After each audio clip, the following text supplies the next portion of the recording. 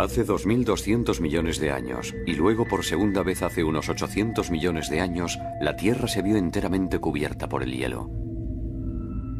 Vista desde el espacio, esta enorme bola de nieve tenía todo el aspecto de un planeta muerto. En su superficie reinaba una temperatura de unos 50 grados bajo cero.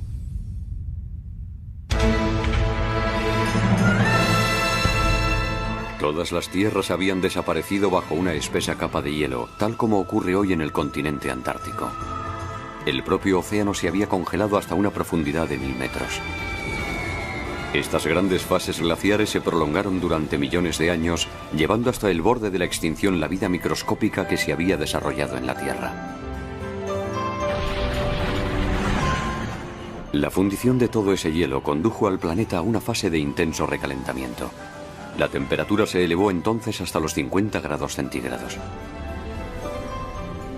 Gigantescos ciclones con vientos que soplaban a más de 10.000 kilómetros por hora estuvieron a punto de exterminar a los pocos microbios que habían sobrevivido. Nuestros antepasados estuvieron entonces a punto de desaparecer. Sin embargo, lograron sobrevivir a esta serie de catástrofes dando un espectacular salto adelante en la evolución. Hace 2.200 millones de años no eran más que una especie de bacterias, pero tras el primer gran episodio glaciar, evolucionaron para dar lugar a las células eucariotas. Todavía microbios, pero de un tamaño 1000 veces superior.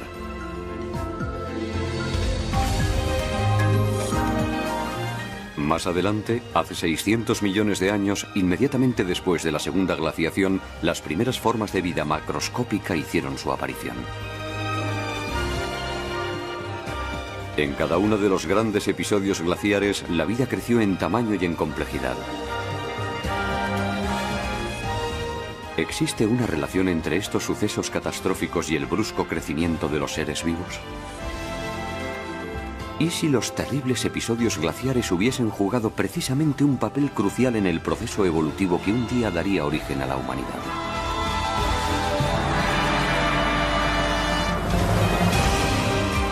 Planeta Tierra.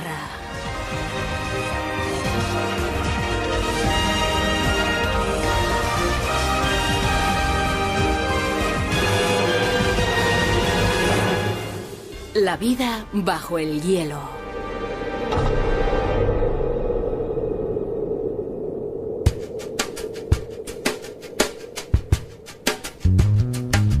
Cuando nos referimos a una Tierra cubierta por el hielo, enseguida pensamos en la última era glaciar, ocurrida hace unos 20.000 años. Este episodio relativamente reciente puede ayudarnos a comprender lo que ocurrió durante las grandes glaciaciones planetarias. Esta inmensa isla de verdor en medio de los rascacielos de Nueva York es el famoso Central Park. Dentro podemos encontrar un gran número de rocas bastante extrañas. Reciben el nombre de bloques erráticos. Deben este apelativo a su composición, totalmente distinta a la del zócalo rocoso de la región, lo que produce la impresión de que se encuentran fuera de lugar.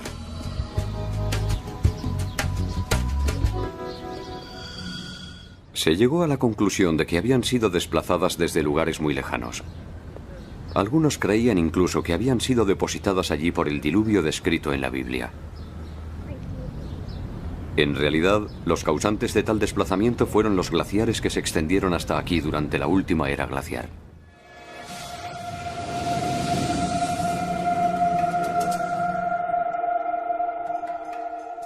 A 3.000 kilómetros al norte de Nueva York podemos ver cómo se reproduce el mismo fenómeno.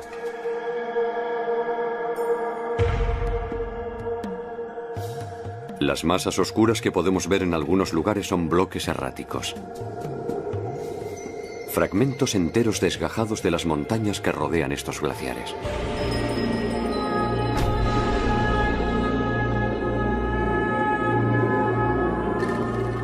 Un glaciar avanza únicamente algunos metros al año, pero a su ritmo puede desplazar estas rocas a enormes distancias. Cuando un episodio glaciar llega a su fin, el hielo se funde y deposita in situ las rocas que transportaba. Así es como las rocas se convierten en erráticas.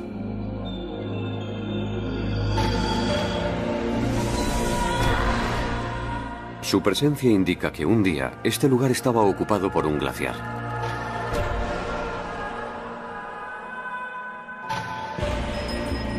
Los científicos utilizan estos fenómenos para intentar desentrañar los misterios de los periodos de glaciación. Analizando la distribución de las rocas erráticas, pueden deducir el movimiento de los glaciares en una época determinada.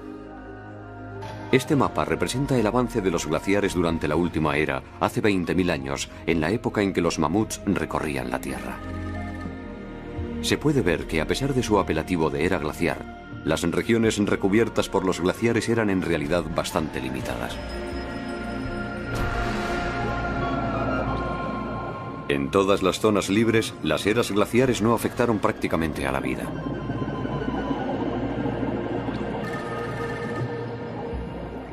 De hecho, se cree incluso que acogieron a un buen número de animales que emigraron desde las regiones glaciares.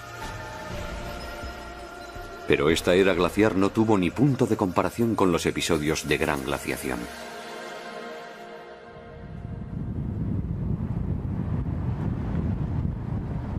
Este inmenso bosque se encuentra en Canadá, al norte del lago Hurón. Aquí se hallaron numerosas rocas erráticas muy anteriores a la última era glaciar.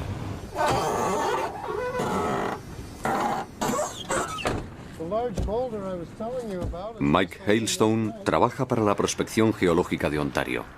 Últimamente dedica parte de su tiempo a acompañar a científicos del mundo entero que vienen a estudiar la región.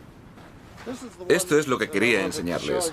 Es un bloque de granito arcaico encastrado en una roca de 2.400 millones de años de antigüedad. Esta diamictita se formó como consecuencia de un movimiento glaciar ocurrido hace 2.400 millones de años. Podemos observar numerosos fragmentos de roca y grava en estos estratos. También fueron transportados por los glaciares. Son sedimentos glaciares. En toda la región que rodea el lago Hurón existe una gran cantidad de sedimentos glaciares de 2.200 a 2.400 millones de años de antigüedad. Gracias a su hallazgo supimos que los episodios glaciares se habían producido en épocas tan remotas. Incluidos los del lago Hurón, se han podido identificar sedimentos glaciares de más de 2.000 millones de años en 7 puntos del planeta. Pero los sedimentos no bastan para que los científicos puedan determinar la distribución de los glaciares que cubrían la Tierra en aquella época. La deriva de los continentes modificó totalmente las posiciones originales.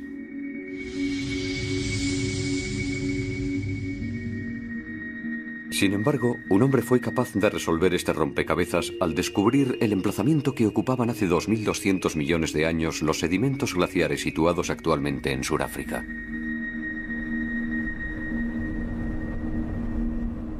El profesor Joseph Kirschvink del Instituto Californiano de Tecnología es un especialista en magnetismo. Un día descubrió el lecho seco de este río del interior africano.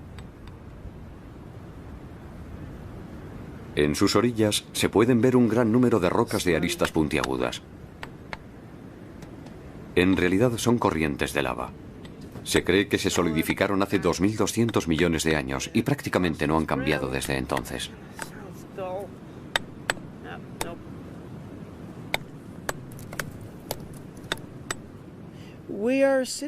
Estamos sentados sobre una lava surgida de las profundidades hace 2.200 millones de años, en una época de extrema glaciación. Es una suerte porque cuando la lava se solidifica, conserva la orientación del campo magnético y gracias a eso podemos deducir su latitud. La lava encierra numerosos minerales magnéticos. Cuando dicha lava entra en fusión, los minerales se orientan en función de la polaridad geomagnética del planeta, como la aguja de una brújula. Y cuando la lava vuelve a enfriarse, queda registrada para siempre su orientación magnética. Localizando el punto del planeta donde dicha orientación se corresponde con la inclinación de las líneas del campo magnético terrestre, se puede determinar la latitud exacta del lugar donde se encontraba la lava en el momento en que se enfrió. Enviando algunas muestras a Estados Unidos, el profesor Kersmink ha podido descifrar estos ínfimos archivos magnéticos. Este diagrama representa la Tierra vista desde el polo. El polo está en el centro de la pantalla. Cuanto más se aleja un punto del centro, más cerca se encuentra del ecuador.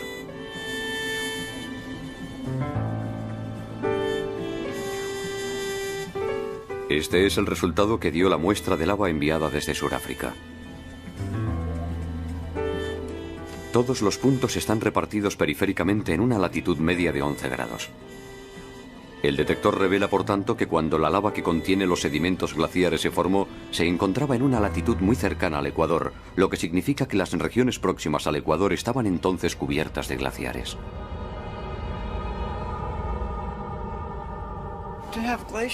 Encontrar glaciares a esa latitud implica que más al norte debía hacer todavía más frío. De modo que el conjunto del planeta estaba helado hasta el ecuador. También se han encontrado sedimentos glaciares cercanos al ecuador en estratos de 600 a 800 millones de años de antigüedad. Teniendo en cuenta estos datos, el profesor Kersmink llegó a la conclusión de que en la historia de la Tierra se han producido dos episodios de glaciación global. El primero hace 2.200 millones de años y el segundo entre 600 y 800 millones de años. Él cree que durante estos episodios la Tierra estuvo totalmente cubierta de hielo durante millones o incluso decenas de millones de años. Según la nueva hipótesis de glaciación planetaria, durante esos episodios la Tierra parecía una gigantesca bola de nieve.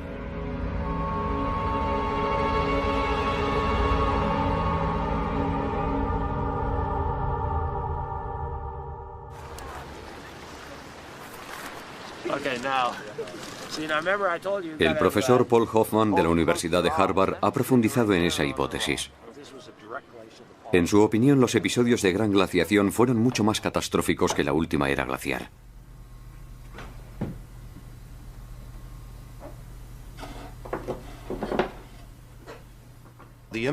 Los episodios de glaciaciones planetarias tuvieron un impacto mucho más grave. Los organismos vivos intentaron sin duda refugiarse en los trópicos, pero incluso a la altura del trópico, los mares se vieron finalmente atrapados por el hielo.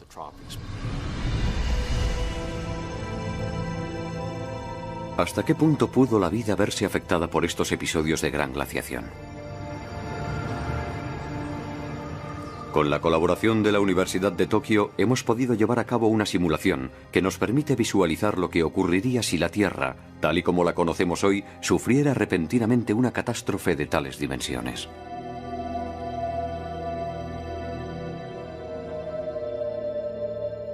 A lo largo de la última era glaciar, los glaciares nunca alcanzaron la latitud de Tokio, es decir, 36 grados norte.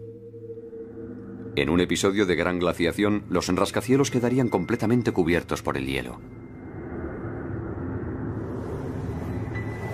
La capa de hielo podría alcanzar los 1000 metros de espesor.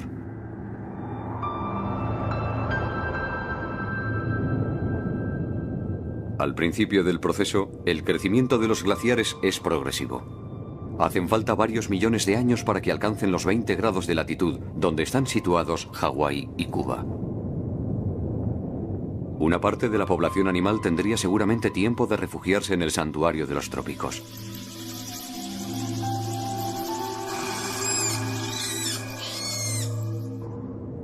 Pero el crecimiento del hielo se acelera súbitamente a partir de los 20 grados de latitud y llega al ecuador en cuestión de algunos decenios. Las zonas tropicales se convierten también en un mundo de hielo. La temperatura desciende bruscamente a 50 grados bajo cero y la vida que estaba refugiada en esas zonas se extingue a su vez. Los vegetales también desaparecen, lo que significa que el eslabón esencial de la cadena alimenticia se destruye. Sin los vegetales, ni los herbívoros ni los carnívoros pueden sobrevivir.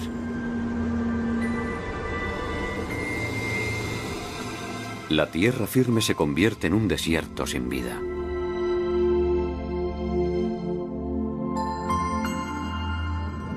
Los océanos sufren una suerte similar. El profesor Hoffman cree que debieron helarse hasta los 1000 metros de profundidad.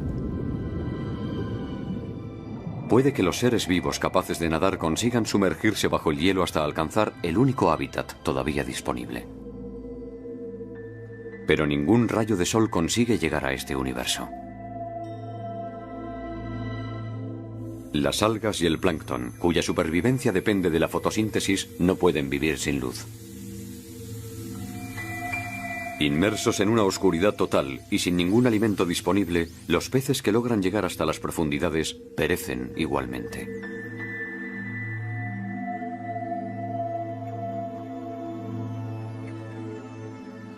Al suprimirse todo proceso de fotosíntesis, un episodio de glaciación total sería un acontecimiento terrible que destruiría totalmente la cadena alimenticia y durante un largo periodo convertiría a la Tierra en un planeta desolado.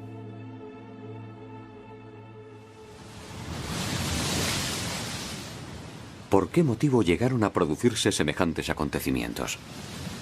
Aún no se ha podido establecer la verdadera causa, pero se cree que el gas de efecto invernadero jugó, sin duda, un papel importante.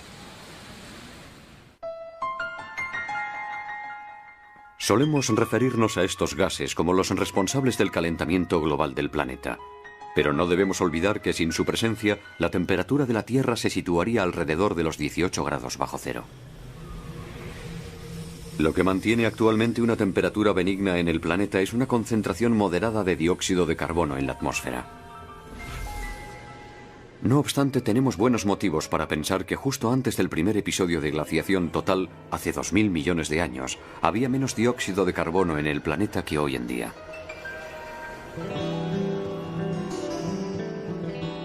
Pero entonces, ¿cómo pudo la Tierra conservar su calor? Este inmenso terreno pantanoso situado en el sureste de Estados Unidos nos da una idea del ambiente que reinaba en la Tierra en aquella época. La profundidad media de los pantanos del Parque Nacional de Okefenokee no supera el metro de altura y se extienden más de 60 kilómetros de norte a sur y 40 de este a oeste.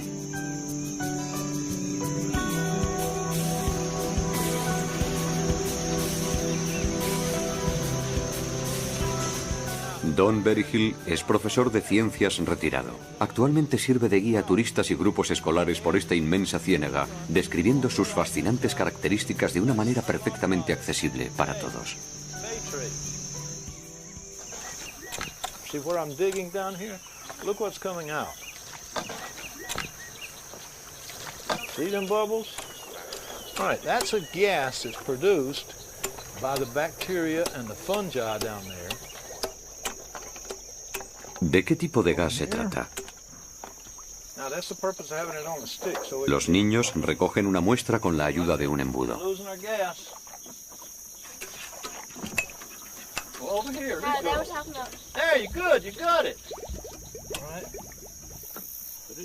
Y ahora, Berryhill puede dar comienzo a la sesión de magia.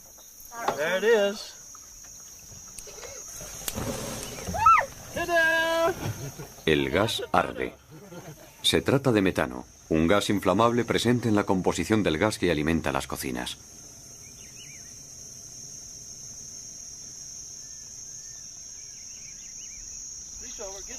La fuente de este metano se encuentra en el cieno que cubre el fondo del pantano.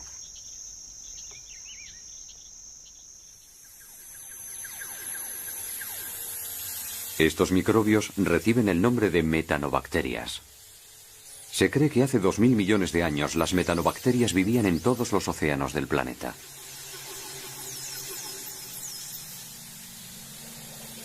Descomponiendo la materia orgánica, liberan metano. Pero el metano es un gas de efecto invernadero mucho más potente que el dióxido de carbono.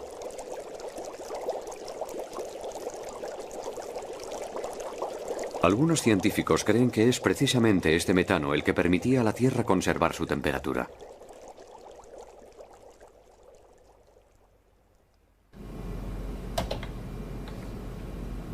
El profesor Jim Castings, de la Universidad de Pensilvania, es uno de los grandes especialistas mundiales de la atmósfera terrestre. Ha descubierto que incluso sin dióxido de carbono, el metano podía haber mantenido por sí solo la temperatura por encima de los 0 grados. Si nos remontamos en el tiempo unos 2.300 millones de años, antes de la aparición del oxígeno en la atmósfera, nos encontramos con niveles de metano mucho más elevados, quizás en concentraciones del orden de 1000 por 1.000.000, lo que sería suficiente para compensar la menor luminosidad.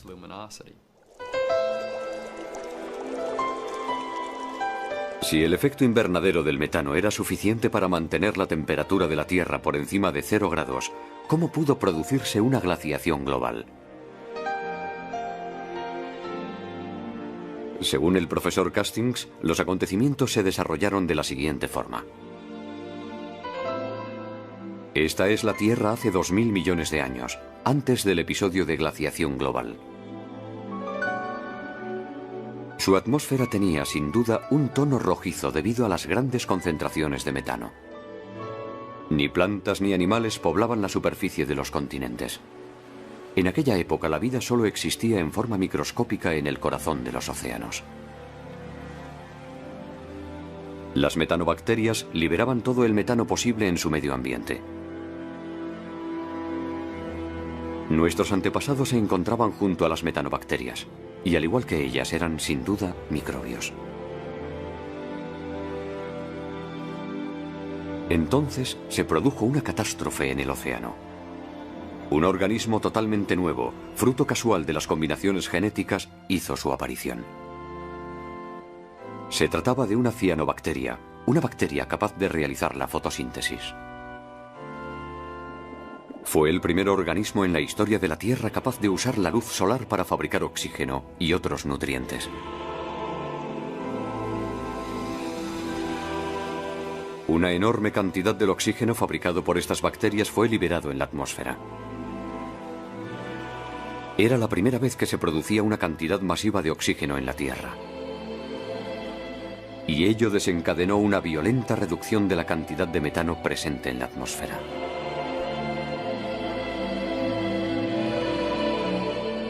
Pero volvamos al experimento del pantano de Okefenokee. El metano extraído del fondo del pantano ha ardido con suma facilidad. En realidad, es el resultado de una reacción química que se produce cuando el metano entra en contacto con el oxígeno.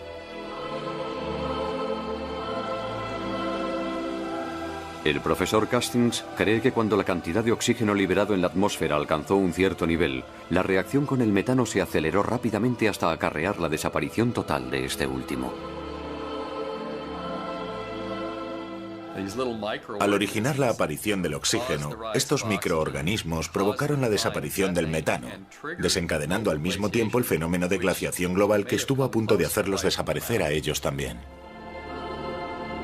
Privada de su cálida cubierta de metano, la Tierra se enfrió rápidamente y entró en una fase glaciar. La misma vida que había mantenido una temperatura benigna en la superficie de la Tierra fue la que desencadenó las grandes fases de glaciación que estuvieron a punto de provocar su completa desaparición.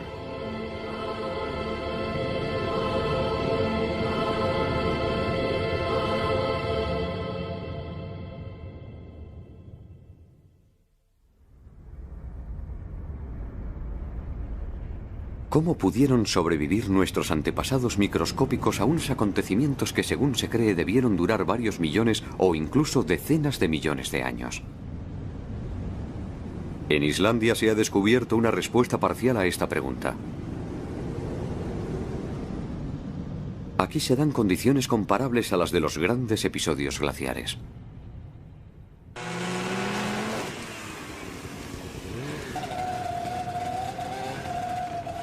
Estos hombres son buscadores de microbios empleados por una empresa privada de estudios biológicos.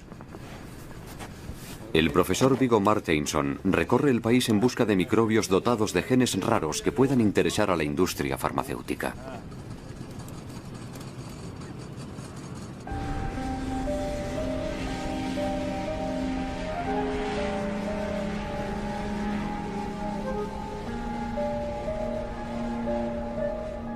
Las temperaturas reinantes aquí se acercan a los 18 grados bajo cero.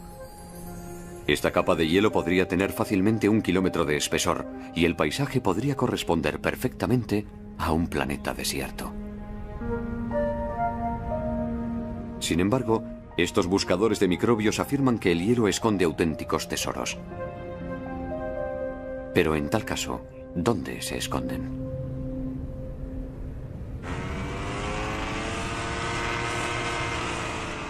La presencia de vapor blanco delata su situación.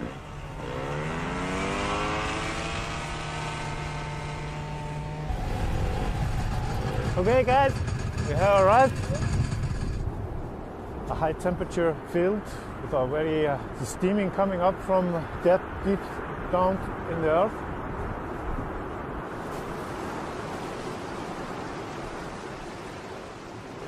Mirando más de cerca, descubrimos un pequeño perímetro respetado por el hielo. El agua brota de él. Es un manantial caliente. Look, this is great. This is all covered with cyanobacteria. This is rich for all kinds of species.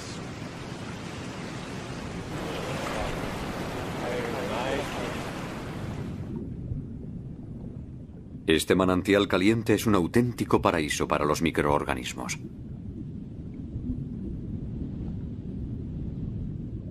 Al desarrollarse, forman una tupida alfombra orgánica. Una alfombra que es en realidad una acumulación de bacterias.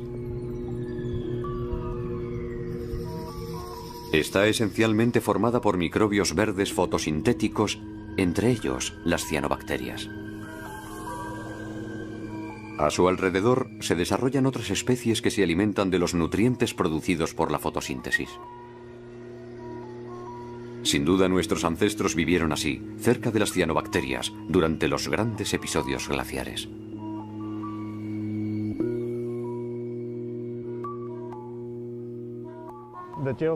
Estas zonas geotérmicas son verdaderos refugios para la vida, para formas de vida como esta, es decir, las cianobacterias, y para otra gran variedad de bacterias que viven a su alrededor. La vida está en el origen de las grandes glaciaciones planetarias. Y lo que la salvó de aquellos sucesos catastróficos fue el calor procedente de las profundidades de la Tierra.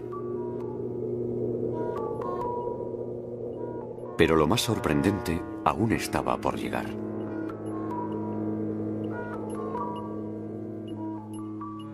Este es el aspecto que debían tener nuestros antepasados hace 600 millones de años, justo antes del segundo gran episodio glaciar. Se cree que se trataba de microbios semejantes a estos coanoflagelados que actualmente forman parte del zooplancton.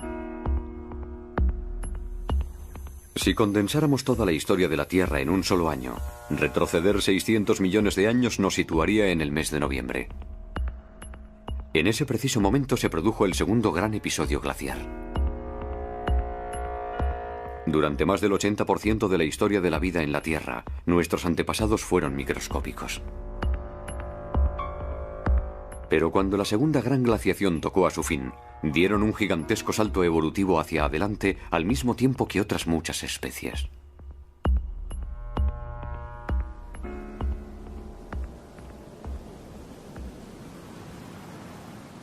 Estamos en Namibia, África.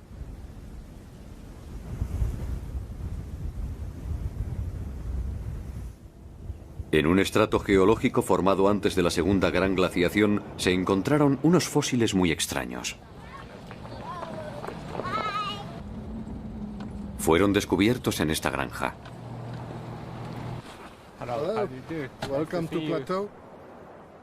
En algún lugar de este pedregal se halla la prueba indiscutible de que la vida dio un extraordinario salto evolutivo justo antes del último gran episodio glaciar.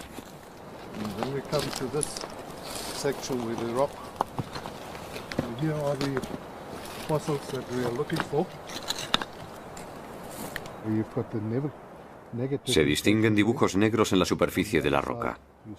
Son fósiles de un organismo que había alcanzado un nuevo estadio evolutivo. Medían 30 centímetros de largo, de modo que ya no se trataba de microbios.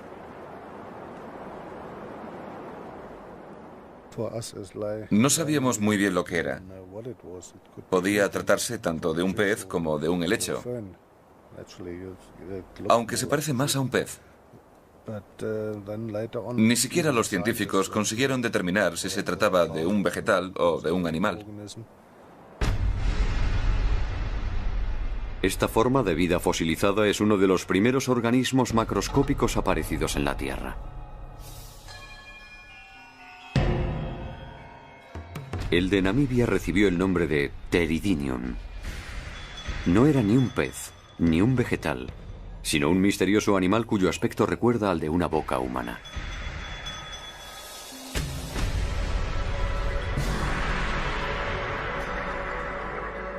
Los científicos creen que debía vivir medio hundido en el fondo arenoso del mar.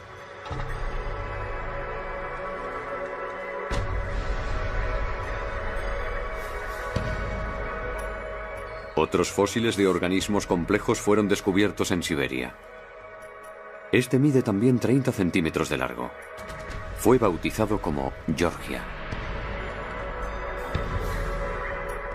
Se hallaron 5 huellas circulares de idénticas dimensiones. Son las huellas que dejaba Georgia al desplazarse.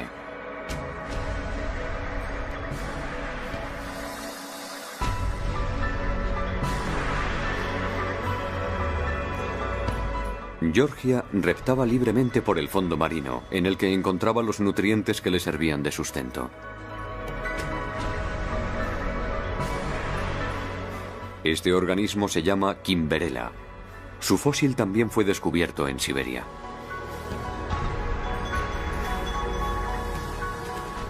Su silueta recuerda a una tortuga o a un caracol. Una especie de tentáculo le permitía rebuscar en el fondo arenoso para conseguir su alimento.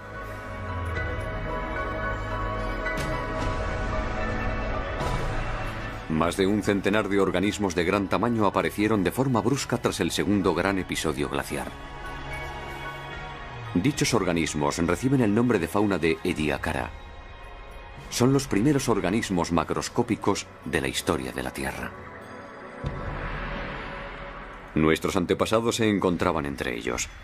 También ellos habían cambiado de tamaño.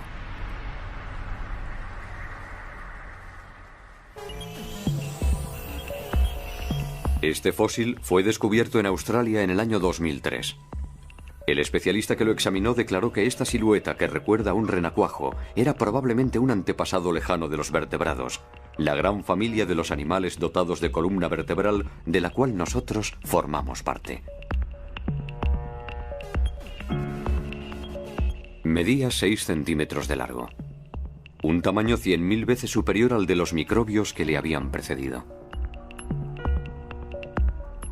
3.000 millones de años después de la aparición de la vida en la Tierra, un increíble salto evolutivo permitió a nuestros antepasados alcanzar unas dimensiones apreciables a simple vista. De hecho, poco tiempo después del primer gran episodio glaciar, hace 2.200 millones de años, nuestros antepasados ya habían efectuado un salto similar, pasando de una estructura simple tipo bacteria a una forma llamada eucariota, 1000 veces más voluminosa.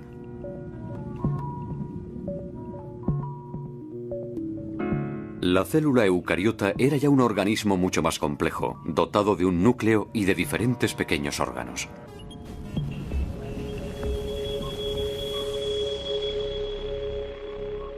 ¿Por qué estos microorganismos cambiaron de tamaño justo después de esos episodios catastróficos? La respuesta a esta pregunta está ligada a un acontecimiento que se produjo después de cada gran glaciación.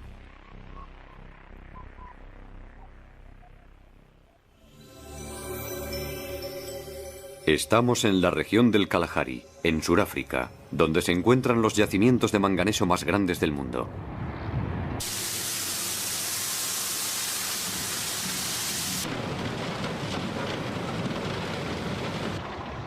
Este manganeso quedó depositado aquí tras la primera gran glaciación, hace 2.200 millones de años.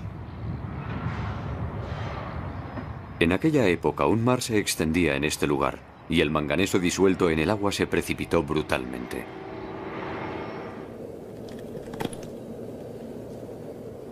Estas fosas han sido excavadas por la actividad minera. El profesor Kirschvink, el primero en publicar la hipótesis conocida como la bola de nieve, ha venido en numerosas ocasiones a examinar este lugar y ha conseguido resolver el enigma de la formación de este depósito de manganeso.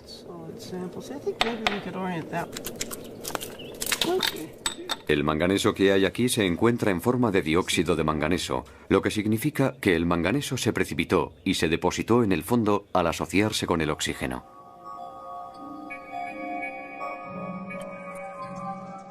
Este experimento nos permite explicar ese fenómeno. Primero hemos preparado una solución que contiene manganeso disuelto. Seguidamente inyectamos burbujas de oxígeno en la solución.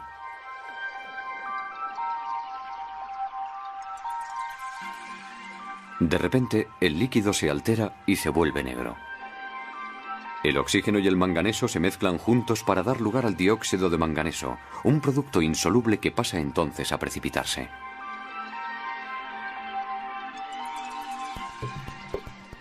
Según el profesor Kirsvink, la súbita producción de una gran cantidad de oxígeno fue lo que desencadenó que todo este dióxido de manganeso se precipitase y se depositase en el fondo del mar inmediatamente después de la primera gran glaciación. Solo el oxígeno molecular, el oxígeno que se encuentra libre en el aire, tiene la capacidad de oxidar el manganeso y hacerlo precipitarse bajo la forma de este orín negro. Este gigantesco depósito de manganeso es la prueba de que una cantidad ingente de oxígeno se introdujo en el medio ambiente, justo después del episodio de la bola de nieve. Según Kirsvink, la concentración de oxígeno presente en la atmósfera en los orígenes de la Tierra era mínima. Hace 2.200 millones de años, como consecuencia del primer gran episodio de glaciación, alcanzó el 1%. Después, tras el segundo gran episodio de glaciación ocurrido hace 600 millones de años, aumentó hasta el 20%, es decir, prácticamente el nivel actual.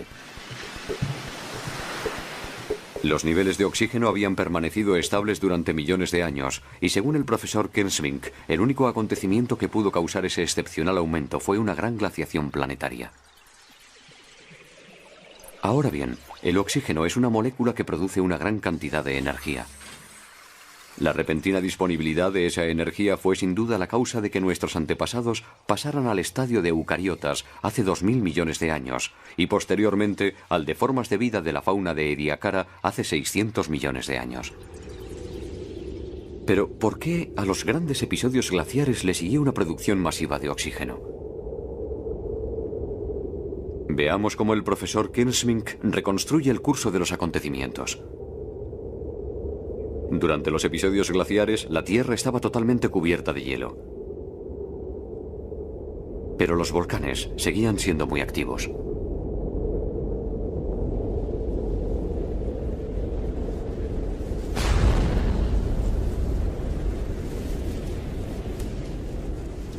Los gases volcánicos contienen generalmente una cantidad importante de dióxido de carbono. Actualmente, ese dióxido de carbono se disuelve naturalmente en el agua de los mares. Un día caí repentinamente en la cuenta. Pues claro, el dióxido de carbono de los volcanes tenía que continuar acumulándose en la atmósfera. Los océanos estaban entonces cubiertos de una espesa capa de hielo, y el dióxido de carbono solo podía escaparse hacia la atmósfera, donde se iba acumulando. Cuando el dióxido de carbono atmosférico alcanzó concentraciones de 300 a 2000 veces superiores a las actuales, el efecto invernadero provocó la brusca fundición de los glaciares.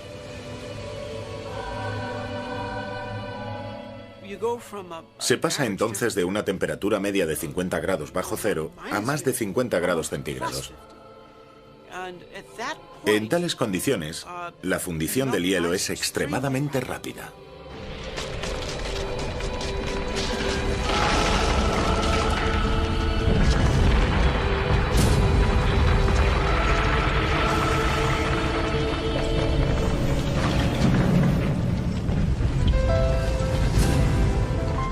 De ese modo, el dióxido de carbono liberado desde las entrañas de la Tierra puso bruscamente fin a los grandes periodos de glaciación. El mismo calor procedente de las profundidades que había albergado la vida en el pasado intervino de nuevo de forma determinante en la historia del planeta. Sin embargo, las condiciones para una nueva catástrofe estaban otra vez a punto. Tras la desaparición del hielo, el efecto invernadero prosiguió su labor de calentamiento del planeta. Según un estudio reciente, cuando la superficie del mar alcanza una temperatura de 45 grados centígrados, se desencadena un violento fenómeno de evaporación que engendra gigantescos ciclones denominados hiperciclones. Es muy probable que tales fenómenos devastaran la Tierra inmediatamente después de los episodios de gran glaciación. La presión atmosférica en el interior de estos ciclones podía alcanzar los 300 hectopascales y la velocidad máxima del viento más de 10.000 kilómetros por hora.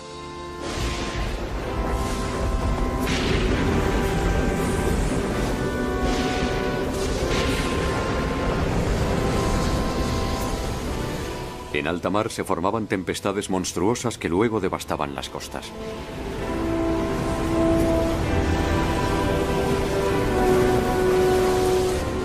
Los océanos hervían furiosamente. Y esta súbita agitación es la que iba a terminar por elevar los niveles de oxígeno atmosférico.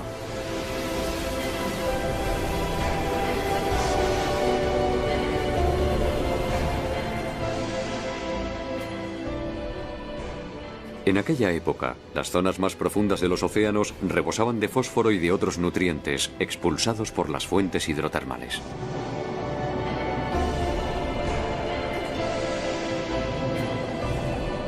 En tiempos normales, estos nutrientes son instantáneamente utilizados por las bacterias fotosintéticas, pero en los periodos de glaciación total simplemente se acumulaban, faltos de organismos que los absorbieran.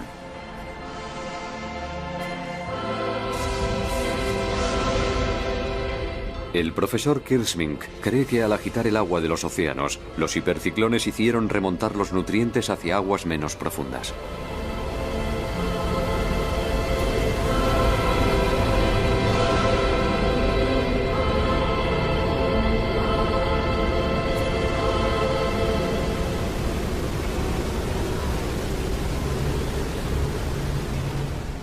Este fenómeno provocó la formación de caldos de cultivo ricos en nutrientes y dióxido de carbono en las zonas poco profundas.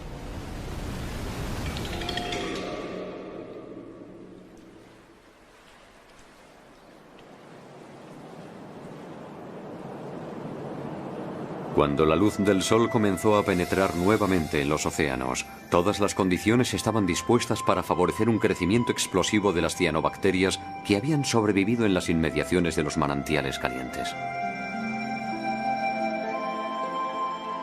Su vigorosa actividad fotosintética generó la producción de una cantidad increíble de oxígeno.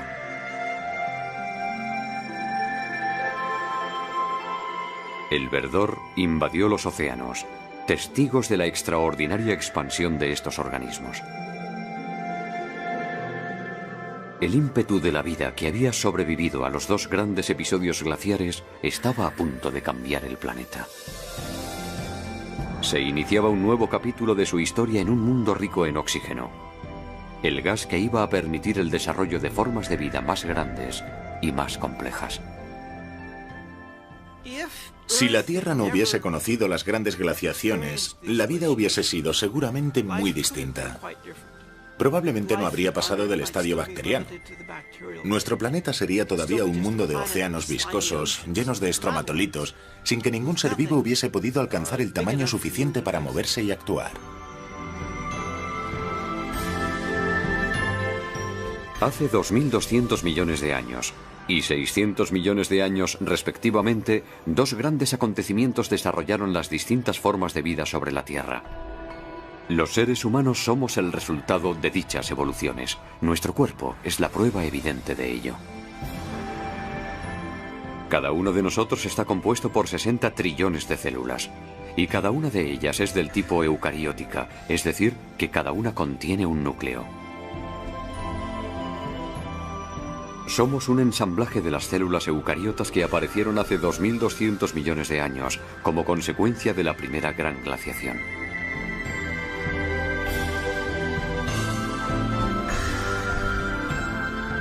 El colágeno compone la estructura sobre la cual se posicionan estas células y les sirve de nexo de unión. Se cree que empezó a producirse masivamente en el interior de organismos vivos tras el segundo gran episodio glaciar, hace 600 millones de años.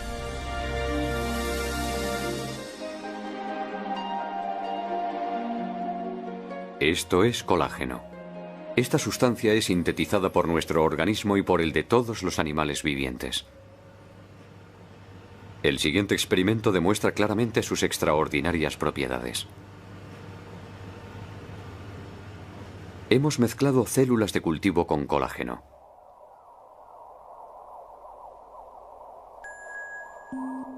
A la izquierda puede verse que las células con colágeno se multiplican rápidamente.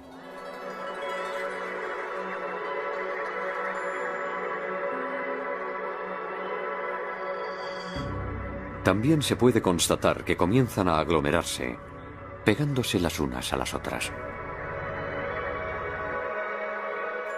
Seguidamente hemos añadido vitamina C a fin de crear un ambiente más propicio para la secreción de colágeno por parte de las células. Luego las hemos dejado en cultivo un mes.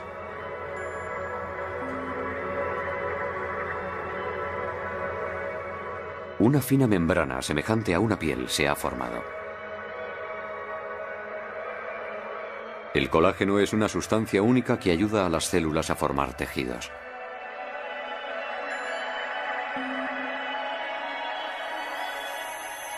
Esta es una célula vista a través del microscopio electrónico. Y este es el colágeno. Cuando la célula se multiplica por medio del colágeno que ha segregado, forma una fina estructura en forma de red. Las otras células irán a unirse para formar tejidos de distintas formas.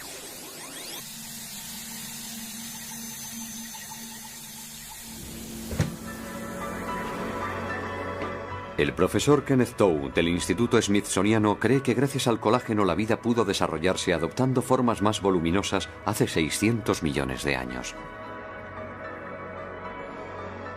Como el colágeno está compuesto de numerosos átomos de oxígeno, no podía ser sintetizado mientras no hubiese suficiente oxígeno disponible en la atmósfera. Por eso se cree que no apareció hasta después del primer episodio glaciar hace 2.200 millones de años, cuando el oxígeno se introdujo por primera vez en la composición de la atmósfera. Pero en aquella época la mayor parte del oxígeno atmosférico era utilizado para la respiración, de modo que quedaba muy poco para producir colágeno. Su producción en grandes cantidades solo se hizo posible a partir del enorme aumento de los niveles de oxígeno que siguió al segundo episodio de glaciación.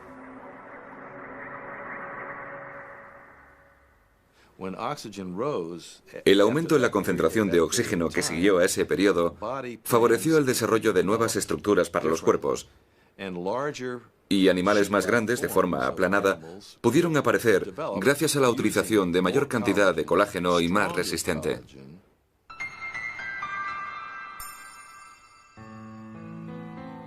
Esto es el océano hace 600 millones de años, justo después de la segunda gran glaciación. Nuestros antepasados todavía eran microscópicos, pero ya habían aceptado un nuevo desafío al usar el oxígeno que se encontraba ahora disponible en grandes cantidades. Absorbiendo enormes volúmenes de ese gas, aprovechaban al mismo tiempo su energía. Pero había mucho más oxígeno del que podían utilizar. Con este excedente, comenzaron a producir colágeno, mucho colágeno.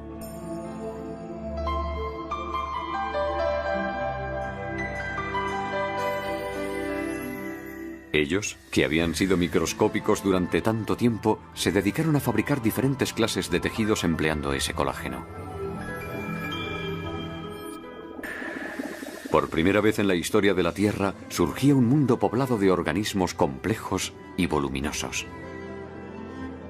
Nuestro antepasado era una de estas criaturas paleozoicas, y al adquirir ciertas estructuras características que aún poseemos, superó una fase decisiva de la evolución. En la espalda de este fósil descubierto en Australia podemos constatar la presencia de una línea que podría ser perfectamente la precursora de la columna vertebral que sostiene nuestro cuerpo. También se observan en la cabeza unas protuberancias que podrían haber jugado el papel de órganos sensoriales, anunciando tal vez ya nuestros ojos.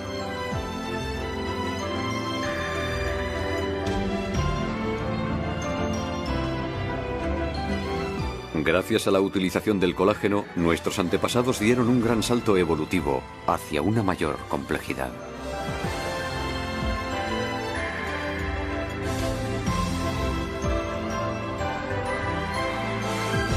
Cuando la vida logró superar la prueba de las grandes catástrofes, el proceso evolutivo que debía un día conducir hasta nosotros conoció una aceleración espectacular. Los dos grandes periodos de glaciación que afectaron tan duramente a la Tierra también prepararon el camino que habría de conducir hasta nosotros.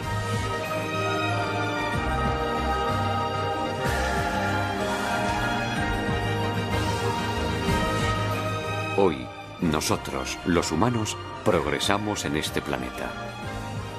Día y noche estamos plenamente activos en todos los rincones del mundo.